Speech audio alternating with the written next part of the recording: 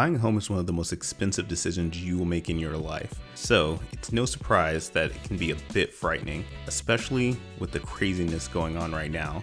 Despite inflation, high rates, and soaring prices, buying a home is still one of the safest and simplest ways to build wealth. That said, there are a lot of things that can go wrong if you're not prepared, but I've narrowed it down to a list of just 5. Number 1, not knowing your credit score and your interest rate. Like with any loan, the first thing lenders are going to do is run your credit to see if you're worth doing business with. It sounds a bit harsh, but it's definitely not personal.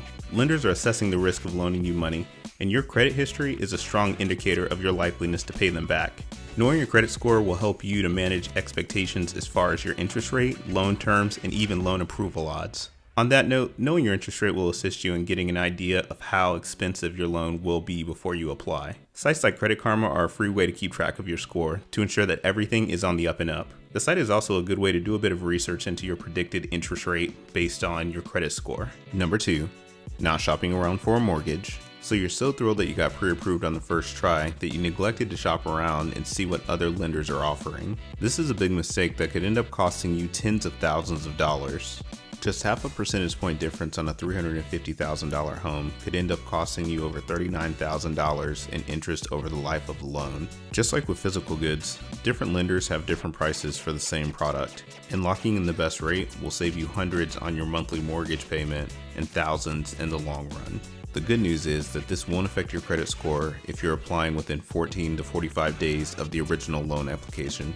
Number 3, not knowing how much house you can afford. When you apply for a loan, the lender will naturally ask you how much you want to borrow. It's important to have a good idea of what your budget is and if it's reasonable.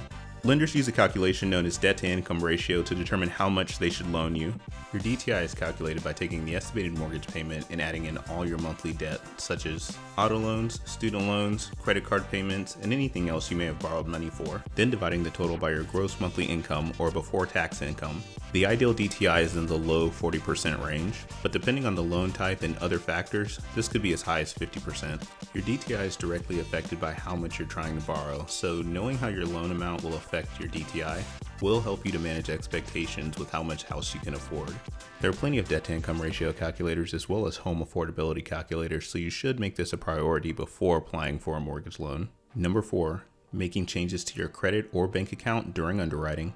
When we were in the process of buying our first house, our realtor explicitly told us not to make any major purchases before closing.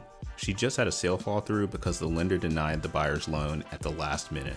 They were literally closing that week and the lender denied their loan. Can you imagine that? The TLDR is that these folks bought a bunch of furniture on their credit card to put into their home, and it shot their debt to income ratio over the limit for loan approval. I'm sure the irony of this isn't lost on you. The point is, your lender checks your financials before closing to make sure you aren't doing anything shifty, and any changes to your credit or your bank account makes them really nervous. Keeping your financial picture as stable as possible will ensure no one is caught off guard, and the lender has no reason to doubt your ability to pay them back.